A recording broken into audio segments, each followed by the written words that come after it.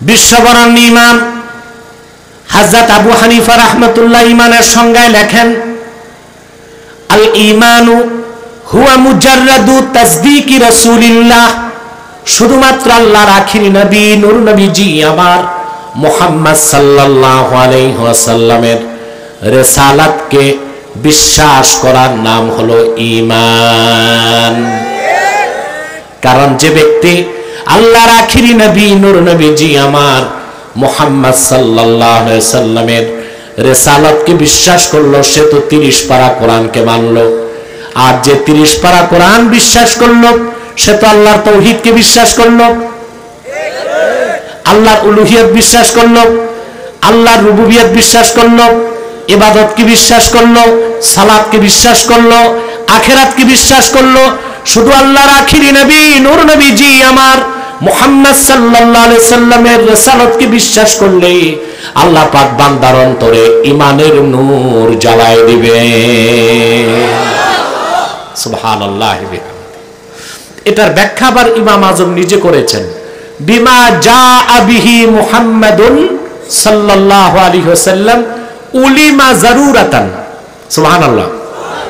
আল্লাহর আখিরি নবী নূর নবীজি মুহাম্মদ সাল্লাল্লাহু আলাইহি ওয়াসাল্লাম আল্লাহর পক্ষ থেকে ১৫০০ বছর আগে যা কিছু এনেছেন, বড় শ্বাস নিয়ে বলেন, যা কিছু বলেছেন হাদিস, যা কিছু নীতি নির্ধারণ করছেন সুন্নাহ, সেই কোরআন সেই হাদিস সেই সুন্নাহ চোখ বন্ধ করে অক্ষরে অক্ষরে বিশ্বাস করার নাম হলো ঈমান। এটা ঈমান। এটা কি ঈমান? আর ঈমানের ব্যাখ্যা লাগবে? ঈমানের পর হচ্ছে ইসলাম। এই জন্য আল্লাহ ঈমানের পরই ইসলামের কথা বললেন, ওয়া ইউকিমুনাস সালাহ। এটা ইসলাম। এটা কি? ঈমান হচ্ছে অন্তরের বিষয়। আপনার ঈমান আছে না নাই এটা কে জানেন? কিন্তু আপনি মুসলিম কিনা এটা আমরা দেখব। তার সবচেয়ে বড় আলামত আপনি নামাজ পড়েন কিনা, ঠিক কিনা বলেন? সুবহানাল্লাহ। আল্লাহর হাবিব ইরশাদ করেছেন সহিহ মুসলিমের হাদিস, মান সাল্লা সালাতানা ওয়াস্তাকবালা কিবলাতানা ওয়া আকালা যাবিহাতানা ফাযালিকাল মুসলিম। ঈমান আনার পরে যে ব্যক্তি আমাদের নামাজ পড়লো, আমাদের কিবলা মানলো, আমাদের জবাইকৃত পশুর গোশত খেলো, সেই লোকটা মুসলিম। তাহলে বোঝা যায় ঈমান আনার পরে ইসলাম। কথা বলে না? ঈমান ভিতরের জিনিস, আছে না নাই কে দেখবেন? আর ইসলাম আপনি মুসলিম কিনা এটা আমরা দেখব। আলামত কি? প্রথম আলামত সালাত। তাহলে কোন ব্যক্তি যদি ঈমান আনে কিন্তু নামাজ না পড়ে, তাকে আমরা কাফের বলতে পারি না, কিন্তু তার এক খাঁটি মুসলিম বলার সুযোগ নাই। এই জন্য বেনামাজি মানুষ মারা গেলে কোন হক্কানি আল্লাহওয়ালা মানুষ তার জানাজা পড়তে না যাওয়া উচিত। বেনামাজির নামাজ যদি আমার দেশের ইমাম সাহেবরা পড়াতে না চায়, সমাজে বেনামাজি বাড়বে না কমবে? বাড়বে না? না, বেনামাজি কমবে, নামাজি বাড়বে, ঠিক কিনা? তবে মানবিক কারণে ইমাম সাহেবকে বলবো আপনার চাকরি রক্ষায় বেনামাজি নামাজ পড়াবেন, শুধু কাফের মুশরিকটা পড়ানো যাবে না। কিন্তু কোন রাজুল তাকি, আলেম তাকি, পরহেজগার, কোন হক্কানি আলেম বেনামাজি জানাজা না পড়ানোই উচিত। ঠিক আছে? আগে ঈমান তারপরে ইসলাম। সুবহানাল্লাহ। ঈমান নাই ইসলামে প্রবেশ করা যায় না। সেজন্য যে মুমিন সে মুসলিম নাও হতে পারে, কিন্তু যে মুসলিম তাকে মুমিন হতেই হবে। এটা একটা সূক্ষ্ম মাসালা। এটা জনগণের কাছে না বলাই উচিত, কিন্তু ফিতনার জমানায় না বলেও পারি না। যে মুমিন সে মুসলিম নাও হতে পারে, কিন্তু মুমিন না হয়ে মুসলিম হবার কোনো সুযোগ নেই। ইসলামের শুরুটাই ঈমান। শুরু কি? সেজন্য কোরআন শরীফে তাকায় দেখেন, কোন কাফের মুশরিককে আমার আল্লাহ মুসলিম হতে বলেন নাই। কাফের মুশরিককে বলেছেন মুমিন হও, আর মুমিনদেরকে বলেছেন মুসলিম হও। ঠিক কি না? কাফের মুশরিক আপনারা স্টেজে উঠানামাটা বন্ধ করবেন আল্লাহর হস্তে। হ্যাঁ, এইটা কোন অবস্থায়? সামনের থেকে স্টেজে উঠার ফিস নেবেন 500 টাকা। কত? 500 টাকা। তাহলে সবাই উঠবে না, যারা দায়িত্বশীল তারা উঠবে, আর যে একবার উঠবে 500 টাকা দিয়া, ওরে তো সার পোকা কামড়াইলো নামবে না। 500 টাকার একটা ধাক আছে না? সময় দেখো।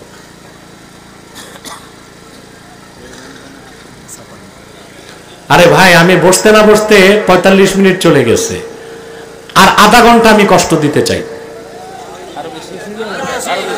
না। শোনেন, এর বেশি তো পারবো না, এই জন্যে যে আমি তো আকাশপথে আসছি, এটা সময় নির্ধারিত। অর্থাৎ আমার আসতে নারায়ণগঞ্জ থেকে 1 ঘন্টা লাগছে, আবার সে আমাকে নারায়ণগঞ্জে নামিয়ে এয়ারপোর্ট যাবে, সূর্য ডুবার 10 মিনিট আগে এয়ারপোর্ট থাকতে হবে, নতুবা লাইসেন্স বাতিল। আর 1.5 ঘন্টা আলোচনা তো অনেক বেশি না? আমল করতে পারলে তো এটাই যথেষ্ট, ঠিক না? মনোযোগ দেন। কোরআন কারীমের কথা আল্লাহ রাব্বুল আলামিন কোন কাফের মুশরিককে মুসলিম হতে বলেন নাই, বলছেন? কাফের মুশরিককে বলেছেন মুমিন হও, আর মুমিনদেরকে বলেছেন মুসলিম হও। আল্লাহ পাক বলেন, ইয়া আইয়ুহাল্লাযীনা আমানুত্তাকুল্লাহা হাক্কা তুকাতিহি ওয়া লা তামুতুন্না ইল্লা ওয়া আনতুম মুসলিমুন।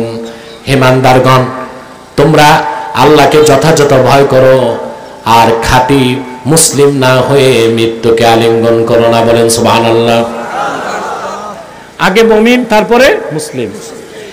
একই কথা আল্লাহ রাব্বুল আলামিন কোরআন কারীমের অন্যত্র বলেন, ইয়া আইয়ুহাল্লাযীনা আমানু দুখুলু ফিস-সিলমি কাফা ওয়া লা তাত্তাবিউ খুতুওয়াতিশ শাইতান। হে ইমানদারগণ, তোমরা পরিপূর্ণভাবে ইসলামে প্রবেশ করো, আর পরিপূর্ণভাবে ইমানদারগণ তোমরা ইসলামে প্রবেশ করো। তাহলে বোঝা যায় আগে ইমান, তারপরে ইসলাম। মুমিনদেরকে আল্লাহ বলেছেন মুসলিম হতে, ঠিক কিনা বলেন? সূরা বাকারা শুরুতে আল্লাহ তাআলা একই কথা বলেছেন, আল্লাযীনা ইউমিনুনা বিল গায়ব, যারা বিশ্বাস স্থাপন করে গায়বের উপর, এটা হচ্ছে ঈমান। ঈমান আনার পরে দিলেন ইসলাম। ইসলাম মানে আনুগত্য। আল্লাহর সবচেয়ে বড় আনুগত্য প্রকাশ পায় 5 ওয়াক্ত নামাজে। সেই জন্য আল্লাহ তাআলা ঈমান আনার পরে সবচেয়ে বড় কাজ দিলেন মুমিনদের 5 ওয়াক্ত নামাজ। নামাজ পড়েন আপনারা? এই মিয়া সাহেব, বসো। এই হাজার হাজার মানুষের সাথে মুনাজাতটা তো কবুল হবে তোমার। 2-4-10 জন কেন, 100 মানুষ গেল তো আমাদের লস নাই, যে গেল তার তো লস, ঠিক কিনা? ঈমানের পর কি? পরিপূর্ণ মুমিন ও খাঁটি মুসলিম হতে ঈমানের পরে কি লাগবে? কয়েকটা নামাজ পড়েন, রাগ করবেন না। এই মাঠে এমন লোকও আছে যে আজকে 1 ওয়াক্ত নামাজ পড়ে নেই, আছে না? এমন লোকও আছে পাক্কা নিয়ত আসর নামাজও পড়বে না। আবার এমন মুসল্লি এখানে আছে যে নামাজ বিশ্বাসই করে না। আবার এমন মুসল্লি এখানে আছে 30 বছর নামাজ পড়ে, আবার সুদও খায়, ঘুষও খায়, আছে না? নাই। ওয়া ইউকিমুনাস সালাত তাফসীর করেছেন আব্দুল্লাহ ইবনে আব্বাস নিজে। তানওয়ীরুল মিকবাস মিন তাফসীর ইবনে আব্বাস এসেছে, ওয়া ইউকিমুনাস সালাত আইয়ুদ্দুনাস সালাওয়াতিল খামসে মাআল জামাআতি ফি ওয়াক্তিহিন্না। পরিপূর্ণ মুমিন তো তারাই যারা ঈমান আনে এবং সময় মতো জামাতে 5 ওয়াক্ত নামাজ আদায় করে। সুবহানাল্লাহ। এখন যারা নামাজ পড়ে আর যারা নামাজ পড়ে না, তাদেরকে মুহাদ্দিসগণ 4টা শ্রেণীতে ভাগ করছেন। আপনারা যে কোনো একটা শ্রেণীতে আছেন, আমি কি বলবো? তারপর আমি কিন্তু একটা প্রশ্ন করব, উত্তর দিতে হবে। 1, আল্লাযীনা লাম ইয়াকবালুস সালাতা আকিদাতান ওয়ালা আমালান উলাইকা মাসিরুহুমুস সাকার, প্রথম শ্রেণী তারা যারা নামাজকে বিশ্বাস করে না, নামাজ আদায়ও করে না, নিঃসন্দেহে তারা কাফের, তাদের গন্তব্য হচ্ছে সাকার নামক জাহান্নাম। কি জাহান্নাম? সাকার। যত কাফের মুশরিক সব এই শ্রেণীতে আছে, আর বাংলাদেশের বেসরা ভণ্ড পীররাও এই শ্রেণীতে আছে। ওরা নামাজ স্বীকার করে না, মারেফতের দোহাই দেয়। কিসের দোহাই দেয়? বলে মৌলবীদেরটা শরীয়ত, আমাদেরটা মারেফত। আবার আউল বাউল ফাউল এদেরকে দাওয়াত করে আনে। মহিলা একটা ফরজ গোসল জানে না, এই গান গায় শরীয়তের পক্ষে। আর একটা যেটা ইমান নাই, পাক্কা হারামজাদা, এটা গান গায় মারেফতের পক্ষে। মানুষগুলোকে বেঈমান বানানো ছাড়া আর কিছু না। আমার দুঃখ হয়, মাহফিল করতে বাংলাদেশে 34টা শর্ত পূরণ করতে হয়, কিন্তু বৈশাখী মেলা, 31st নাইট, সাংস্কৃতিক উৎসব আর আউল বাউল ফাউলদের প্রোগ্রাম করতে অনুমতি লাগে না বাংলাদেশে। ঠিক কিনা? কারণ ওগুলোর মাধ্যমে মানুষকে বেঈমান বানানো হয়, আর ওয়াজের মাধ্যমে মানুষকে ঈমানের পথ দেখানো হয়। ঠিক কিনা? তো যারা নামাজকে স্বীকার করে না, নামাজ আদায় করে না, তারা বেলা সব কাফের। তারা কি? সব কাফের মুশরিকের সাথে আমার দেশের ভণ্ড পীররাও এই প্রথম শ্রেণীতেই আছে, কারণ ওরা নামাজকে স্বীকার করে। মনে মনে নামাজ পড়ি, নাউজুবিল্লাহ। আবার বলে হুজুরি কলব ছাড়া কি নামাজ হয় নাকি? মানে ওরা কাফেরদের কাজটাই করতেছে ভিন্ন সুরতে। ঠিক কিনা? এই প্রথম শ্রেণীর গন্তব্য কই? সাকর। সাউসলিহি সাকর ওয়া মা আদরাকা মা সাকর লা তুবকি ওয়া লা তাযার লাওয়াহাতুল লিল বাশার। এদের গন্তব্য হচ্ছে সাকার নামক জাহান্নাম। দ্বিতীয় শ্রেণী, মনোযোগ, আসেন মনোযোগ। আল্লাযীনা ক্বাবিলুস সালাতা আকিদাতান ওয়া লাম ইয়াকবালুহা আমালান উলাইকা মাসিরুহুমুল গায়। দ্বিতীয় শ্রেণী যারা নামাজকে বিশ্বাস করে কিন্তু নামাজ আদায় করে না। বাংলাদেশে 14 কোটি মুসলমানের মধ্যে এরকম লোকের সংখ্যাই তো বেশি। নামাজকে স্বীকার করে, আদায় করে না। আমাদের দেশে শুনতে 14 কোটি মুসলমান, কিন্তু মসজিদে গেলে দেখা যায় কয়জন খাঁটি মুসলমান? ঠিকটাও তুমি আর ঠিক মতো কইলা না। আমার কথা বুঝুইন? হ্যাঁ, একটু মানুষের মতোই তো ভাষা। বুঝুইন এটা বলছে, বুঝুইন এটা আঞ্চলিক। আর বুঝুইন কই কয়? কিশোরগঞ্জ হয়তো বা। তো কথা শুনতেছেন? মাঝে মধ্যে আমি আঞ্চলিক ভাষা বলি মানুষকে মজা দিতে, কষ্ট পান না তো? আমার দেশে দ্বিতীয় শ্রেণীর মানুষ বেশি, যা নামাজ স্বীকার করে, পড়তে হবে, কিন্তু এই যে নামাজ পড়ছি আর ধরছি করতে করতে ওয়ারেন্ট অফিসার চলে আসে। কে চলে আসে? এই ওয়ারেন্ট অফিসার কোন থানার থেকে আসে না। থানা থেকে ওয়ারেন্ট অফিসার আসলে তাকে ম্যানেজ করা যায়, ফাঁকি দিয়া শ্বশুর বাড়ি পালানো যায়, কিংবা উপরে কোন দুলাবাই থাকলে টেলিফোন করানো যায়। ঠিক কিনা? ওয়ারেন্ট অফিসার আসছে, আপনি শ্বশুর বাড়ি পালাইছেন, অফিসার ফেরত যাবে, অ্যারেস্ট হবেন না। কিছু পকেটে দিলেও বাঁচা যাইতে। আর যদি উপরে কর্মকর্তা থাকে, টেলিফোন আসলে হবে, কারে ধরছ? স্যার হকি স্টিক বল্টুরে। আমাদের দেশে যারা চোর চোরটা, এদের এইরকমই নাম হয়। ইয়াবাখোর, গাঁজাখোর, ওদের নাম এইরকম হয় না? হকি স্টিক বল্টু, প্লাস্টিক সল্টু, হ্যাঁ, জুতা পিন্টু, এরকম নাম হয়। কারে ধরছ? কয় হকি স্টিক বল্টুরে। কয় তুমি জানো না ও আমার শালার ঘরে শালা।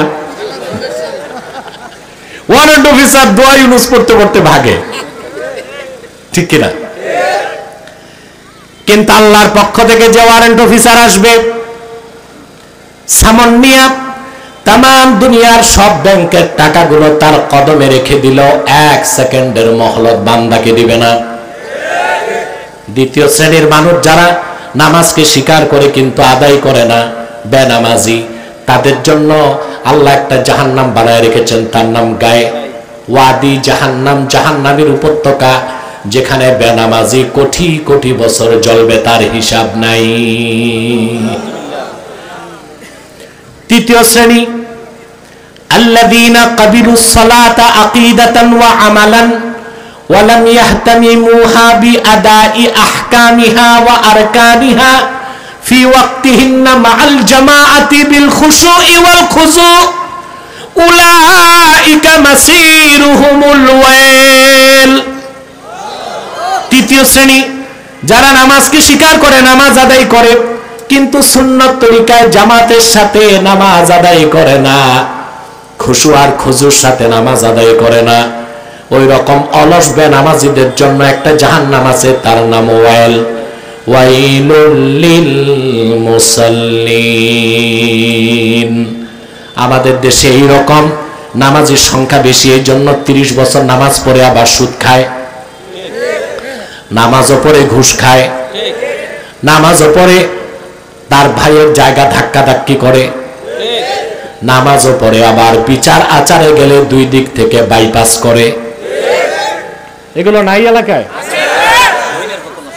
আছে না? না, বিচারে বসলে বাইপাস করে 2 দিক থেকে, নাকি কলমাকান্দায় নাই? আমি ভাবছিলাম গ্রাম দেশে নাই এগুলো। আসর থেকে মাগরিব বিচার করতেছে, মাগরিব নামাজ পড়ে এসে ঘুষের পোটলা পকেটে নিয়ে বাড়ি যাচ্ছে। এরকম নামাজ 50 বছর পড়লে কি লাভ হবে? নামাজ আদা হবে, কবুল, ঠিক কিনা? কয়টা শ্রেণী গেছে? কোনটায় থাকবেন? তাহলে এবার মন দিয়া শোনেন, চতুর্থ শ্রেণী আল্লাযীনা ক্বাবিলুস সালাতা আকিদাতান ওয়া আমালান ওয়াহতামামুহা বিআদাই আহকামিহা ওয়া আরকানিহা ফি ওয়াক্তিহিন্না মাআল জামাআতি বিল খুশুই ওয়াল খুজু উলাইকা মাসিরুহুমুল ফিরদাউস। চতুর্থ শ্রেণী যারা নামাজকে ঈমান আনার পর নামাজকে স্বীকার করেছে, নামাজ আদায় করেছে সুন্নাত তরিকায় জামাতের সাথে, তাকবীরে উলার সাথে নামাজ আদায় করছে, সময় মতো কাজা করে নাই, নামাজে খুশু ছিল, খুজু ছিল, তাদের গন্তব্য হলো আমার আল্লাহর জান্নাতুল ফেরদাউস। এবার কোন শ্রেণীতে থাকবেন? তাহলে আমাদের তো ঈমান আছে, ঈমান আছে বলেই তো বসে আছি। দুপুর বেলা খাওয়ার পর ঘুমাইতে মন চায়, ঘুমাই নাই, ক্ষেত খামারে যাই নাই, হাট বাজারে যাই নাই, ফেসবুক নিয়ে বসি নাই। ঈমান আছে বলেই তো আল্লাহর কোরআনের টানে ময়দানে বসে আছি, ঠিক কিনা বলেন? 5 ওয়াক্ত নামাজ পড়বো রমজান সামনে, ওয়াদা করেন। ইয়া আল্লাহ, আল্লাহ, ওয়াদা করি আজ থেকে 5 ওয়াক্ত নামাজ জামাতের সাথে আদা করব। যদি শয়তানের প্ররোচনায় নামাজ ছুটে যায়, তাৎক্ষণিক তওবা করে কাজা হিসেবে আদায় করব। হাত নামা। আল্লাযীনা ইউমিনুনা বিল গায়বি ওয়া ইউকিমুনাস সালাতা ওয়া মিম্মা রাযাকনাহুম ইউনফিকুন। ঈমান আনার পর দ্বিতীয় কাজ আল্লাহ বলছেন ওয়া মিম্মা রাযাকনাহুম ইউনফিকুন। এই আয়াতের ব্যাখ্যা করছেন ইমাম বাগাবী মাআলিমুত তানজিলে। ওয়া মিম্মা রাযাকনাহুম ইউনফিকুন আই মিম্মা আ'তাইনাহুম ইয়াতাসাদ্দাকুন। আমি আল্লাহ যা তাদেরকে ভিক্ষা দিছি, দান করছি, তার থেকে তারা খরচ করে। আহা সুবহানাল্লাহ। আল্লাহ এটা বলেন নাই তোরা যা কামাই করস তার থেকে খরচ করবি। আল্লাহ এখানে একটা সূক্ষ্ম মেসেজ দিবেন, আমি যা দান করছি তার থেকে খরচ করে, মানে খরচ করতে হবে হালাল টাকা। হারাম টাকা দান করলে কবুল হবে না, ঈমান যাবে।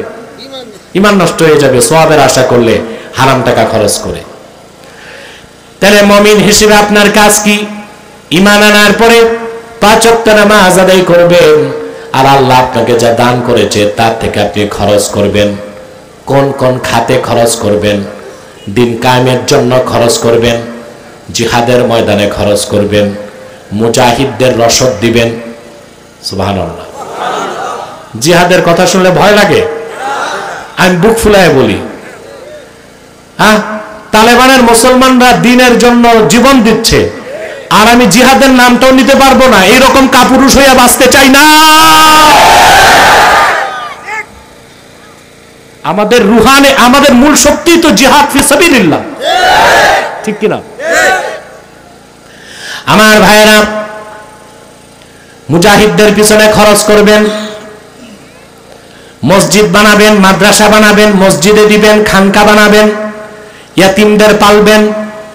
শুধু তাই নয়, অন্নহীন মানুষকে অন্ন দিবেন, বস্ত্রহীনকে বস্ত্র দিবেন, যার ঘর নাই তারে চাল দিবেন, যার মেয়ের বিয়ে হয় না তার বিয়ের ব্যবস্থা করে দিবেন, তবে হালাল থেকে। আমাদের দেশে দেখা যায় মসজিদ বানাতে শিল্পপতি দাওয়াত করে, ওই বেটা এসে এক মুঠে এক কোটি দেয়, কিন্তু পুরা টাকাটাই ঋণ খেলাফি, সুদের টাকা, ঠিক কিনা? টাকাটাই কি কিসের টাকা? সুদের টাকা। কি সমস্যা পিছনে? পুরা টাকাটাই সুদের টাকা। কিসের টাকা? পুরা টাকাটাই সুদের টাকা। সুদের টাকায় মরমর পাথরে মসজিদ বানাবা মুসলমান, তোমার এক ওয়াক্তের নামাজ কবুল হবে না, আদা হবে, আদা হবে, কবুল। কিন্তু গরিব মুসলমান যদি রক্ত পানি করা ঘামের পয়সা দিয়া খেজুর পাতার মসজিদ বানাও, তোমার এক একটা সাজদার ওজন আমার আল্লাহর 7 আকাশের চেয়ে বেশি হয়ে যাবে। খরচ হবে হালাল থেকে। কিসের থেকে? হালাল থেকে। এই খরচ হবে, বিভিন্ন খাত আছে, জিহাদ ফি সাবিলিল্লাহ, মসজিদ, মাদ্রাসা, মক্তব, খানকা, ঠিক কিনা? সবকিছুতে খরচ করা যাবে নেক নিয়তে। আহা মুসলমান, আপনারা শুধু নিয়তটাই গড়বড় করেন, সব ঠিক রাখেন। আপনি যদি নেক নিয়তে আপনার স্ত্রী, পরিজন, সন্তান পালেন, ঠিক কিনা? বিয়ে করছেন কি দিনের খাতিরে না নিজের খাতিরে? নিজের খাতিরে। আপনি নিজের খাতিরে বিয়ে করছেন, ঠিক কিনা? বিয়ের পর স্ত্রী সন্তানগুলোকে যদি এই জন্য এই নিয়তে লালন পালন করেন, আমার স্ত্রী আমার কাছে আমানত, সন্তানগুলো আল্লাহর পক্ষ থেকে আমানত, আমি হালাল কামাই করে সন্তান স্ত্রী পালবো আল্লাহর খুশির জন্য, সংসারে 4 আনা খরচ করলো সেটা ইনফাক ফি সাবিলিল্লাহর সওয়াব পেয়ে যাবে। সহিহ বুখারীতে এসেছে, আল্লাহর হাবিব ইরশাদ করেছেন, সাহাবীকে বলেছেন, তুমি যদি তোমার স্ত্রীর মুখে খাদ্যের লোকমা তুলে দাও, তাবতাগি বিহা ওয়াজহাল্লাহ, আর যদি সেখানেও তুমি আল্লাহর সন্তুষ্টি কামনা করো, তোমার স্ত্রীর মুখে খাদ্যের লোকমা তুলে দেবার বিনিময়ে আল্লাহ তাআলা তোমার আমলনামায় সাদাকার সওয়াব লিখে দিবে। বাড়িতে যে বউকে নিজ হাতে খাওয়াই দিবেন, পারবেন তো ইনশাআল্লাহ? বাচ্চারা কয় জি। আরে আপনারা কোন? আপনারা বাঙালি শুধু বউ পিটান, ঠিক কিনা? বউ পিটায় যে কাজের কাজে না, তরকারিতে লবণ কম, মাছ ভাজা হয় নাই, দইরা বউরে চোরের মতো পিটায়। বউ পিটানো হারাম। আমি জানি না মা বোনরা আছে কিনা আশেপাশে, আছে মাশাআল্লাহ, কই পুরুষের চেয়ে বেশি মহিলা। কি অবস্থা, আসলে মহিলার সংখ্যা বাড়তেছে তো দুনিয়ায়। আচ্ছা, পুরুষরা স্ত্রীর গায়ে হাত তুলবেন না, এটা জঘন্যতম হারাম। এবং মনে রাখবেন, অন্যায়ভাবে স্ত্রীকে যদি মারেন, তার চোখের পানি কিন্তু আপনার জীবনকে ধ্বংস করে দিবে। আল্লাহর হাবিব বলেছেন, ইত্তাকি দাওয়াতাল মাজলুম ফাইন্নাহু লাইসা বাইনাহু ওয়া বাইনাল্লাহি হিজাব। মাজলুমের বদদুয়া থেকে বাঁচো। আপনার স্ত্রী তো সব ফালায় আপনার কাছে আসছে, বাপ ছাড়ছে, মা ছাড়ছে, ভাই বোন ছাড়ছে, জীবনটাই তো আপনার কাছে দিয়ে দিল। সামান্য কাজে আপনি তাকে মারবেন, সে যখন বদদুয়া দিবে ওটা কবুল হয়ে যাবে। মারবেন, বউ পিটাবেন আর কথা বলে না। জঘন্যতম শরীয়ত বিরোধী কাজ করলে মৃদু প্রহার করা যাবে, তার শর্ত আছে, চেহারায় মারা যাবে না। চেহারায় মারা তাহলে আজকে আমলটা করবেন যে স্ত্রীকে নিজ হাতে খাওয়াই দিবেন। পারবেন না? বুড়া মানুষ আবার যাইয়াই আমল শুরু করেন না তো, বুড়ি দিবে ধমক যে সারা জীবন পিটায় পাটায় কোন আদর করতে আসছো। তারে আগে মেন্টালি প্রিপেয়ার করবেন যে আমি এতদিন আমি দিব সারা বছরে। আপনি দেখবেন আল্লাহর পক্ষ থেকে এত মদত পাবেন, আপনি হিসাব করে টাকা রাখার জায়গা পাবেন না, ওই একটা এতিমকে পালার কারণে। সুবহানাল্লাহ বলে পারবেন না ইনশাআল্লাহ। তারপর আল্লাহ পাক বলেন, ওয়াল্লাযীনা ইউমিনুনা বিমা উনজিলা ইলাইকা ওয়া মা উনজিলা মিন ক্বাবলিক। সুবহানাল্লাহ। কোরআনের তাফসীর আল্লাহ নিজে এক জায়গার তাফসীর আরেক জায়গায় করে দিয়েছেন। ইউমিনুনা বিল গায়ব, গায়বের উপর যে আমরা বিশ্বাস স্থাপন করব, ব্যাখ্যাটা আল্লাহ নিজে করছেন। সেটা কি? যে মুহাম্মদ সাল্লাল্লাহু আলাইহি ওয়াসাল্লাম আপনার উপর অবতীর্ণ কোরআনকে বিশ্বাস করে। সুবহানাল্লাহ। এটাই তো ঈমান। কথা বলে না। এখন একটা প্রশ্ন ভালো করে বুঝেন, ওয়া মা উনজিলা মিন ক্বাবলিক, আপনার আগে নবীদের কাছে যে কিতাবগুলো এসেছিল ওইগুলো বিশ্বাস করে। এখন ওইগুলো কেমন করে বিশ্বাস করব?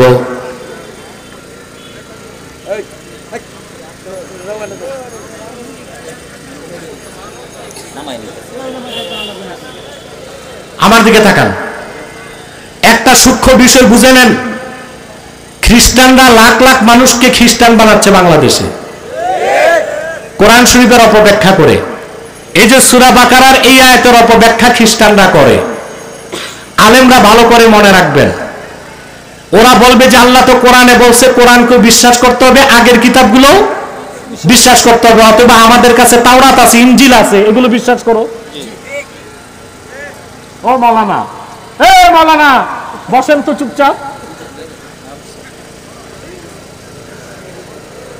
মা থেকে উঠবেন না, বসেন বসেন।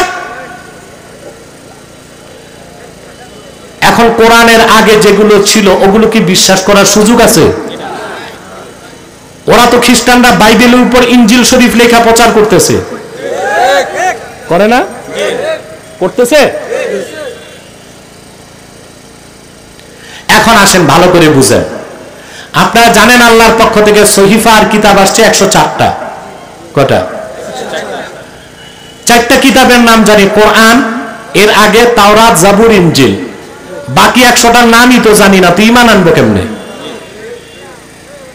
তাহলে কোরআন ছাড়া আর কয়টা? তাওরাত, ইনজিল, জাবুর। তামাম দুনিয়ায় দূরবীন নয়, স্যাটেলাইট দিয়া খুঁজলেও একটা তাওরাত পাবেন না, একটা জাবুর পাবেন না, একটা ইনজিল পাবেন না।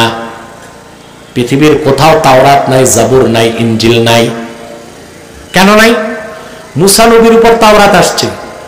আজ থেকে 3000 বছর আগে পারস্যের রাজা বখতে নসর বাইতুল মুকাদ্দাসে হামলা করছিল, বুঝলেন? তারপর ওই যুগে 3000 বছর আগে 7 লক্ষ ইহুদিকে হত্যা করছে, আর তাওরাতের সবগুলো কপি আগুনে জ্বালায় দিছে। আল্লাহর পয়গম্বর হযরত দানিয়াল পাহাড়ের গুহায় পালায়ে গেছিলেন, পরে বের হয়ে উনি স্মৃতি থেকে কিছু লিখে দিয়েছেন, বাকিটা রদ বদল হতে হতে তাওরাত কিতাব নকল হয়ে গেছে। জাবুর কিতাবের একই অবস্থা হয়েছে। ছিল ইনজিল। ঈসা নবী আকাশে উঠার, ঈসা নবী কই আছে? কিয়ামতের আগে দাজ্জালকে হত্যা করতে নামবেন দামেস্কের জামে মসজিদের ছাদে। তবে মনে রাখবেন, নবী পরিচয়ে আসবে না, উম্মতে মুহাম্মাদি পরিচয়ে আসবেন। সুবহানাল্লাহ বলবেন না? এই ঈসা নবীর খাস সঙ্গী ছিল 12 জন। কয়জন? এদের বলা হয়েছে হাওয়ারিয়ুন। এই 12 জনের একজন ছিল মুনাফিক, তার নাম সেন্ট পল। কি নাম? এটা ছিল ইহুদি, কিন্তু রূপ ধরছিল খ্রিস্টানের। ছিল কি? সে যে ছিল মুনাফিকি করে সে পরিচয় দিত সে খ্রিস্টান, আসলে কি ছিল? ঈসা নবী আকাশে উঠার মাত্র 60 বছর পর এই সেন্ট পল তাওরাত কিতাবকে রদবদল করে দিছে। এখন তামাম পৃথিবীতে তাওরাত বলে কিছু নাই, ইনজিল বলে কিছু নাই। ইনজিল কিতাব রদবদল করছে। জাবুর বলে কিছু নাই, ইনজিল বলে কিছু নাই। ওই বিকৃত তাওরাত আর বিকৃত জাবুরকে খ্রিস্টানরা নতুন করে লিখছে, তার নাম ওল্ড টেস্টামেন্ট। আর যে ইনজিল ছিল নষ্ট হয়ে গেছে, ওই ইনজিলকে ওরা নাম দিয়েছে নিউ টেস্টামেন্ট। এই ওল্ড টেস্টামেন্ট আর নিউ টেস্টামেন্টকে ওরা বাইবেল নামে ছাপাইছে, উপরে লিখে দিয়েছে ইনজিল শরীফ। ওইখানে ইনজিলের রস্যইও, এটা ভুয়া। এটা কি? জোরে বলেন, আরো জোরে, আরো জোরে। ফেক, নকল। তাইলে আমরা কিভাবে বিশ্বাস করব আগের কিতাব? আমরা এইভাবে বিশ্বাস করব, মুসলমানেরা মুসা নবীর কাছে যখন তাওরাত এসেছিল তখন সেটা আল্লাহর বাণী ছিল। দাউদ নবীর কাছে যখন জাবুর এসেছিল সেটা তখন আল্লাহর বাণী ছিল। ঈসা নবীর কাছে যখন ইনজিল এসেছিল সেটা আল্লাহর বাণী ছিল। ওয়াবিল আখিরাতি হুম ইউকিনুন, মুমিনরা আখিরাতকে বিশ্বাস করে, আমরা বিশ্বাস করি। আল্লাহ বলেন উলাইকা আলা হুদাম মির রাব্বিহিম ওয়া উলাইকা হুমুল মুফলিহুন। এই সমস্ত খাঁটি ঈমানদাররাই আল্লাহর হেদায়েতের উপর প্রতিষ্ঠিত আছে, আর তারাই চূড়ান্তভাবে সফলতা লাভ করেছে। এই কথাগুলো মনে থাকবে। সাদাকাল্লাহুল আযীম ওয়া সাদাকা রাসূলুহুন নবিয়ুল কারীম ওয়া নাহনু আলা যালিকা মিনাশ শাহিদিন ওয়াশ শাকিরিন আলহামদুলিল্লাহি রাব্বিল আলামিন। রুমাল পাঠাবো। এই মিয়া সাহেব, মুনাজাত না করে যাচ্ছেন, আপনারা কি আউলিয়া কেরাম নাকি? 1 সেকেন্ডে বসে যান। বেয়াদবির একটা মাত্রা থাকা উচিত। আমি উঠার আগে আপনাকে হিম্মত দিল কি উঠার? সম্মানিত সুধী, আমি আর কষ্ট দিচ্ছি না আপনাদের। বিদায় পর্বে আপনাদের উদ্দেশ্যে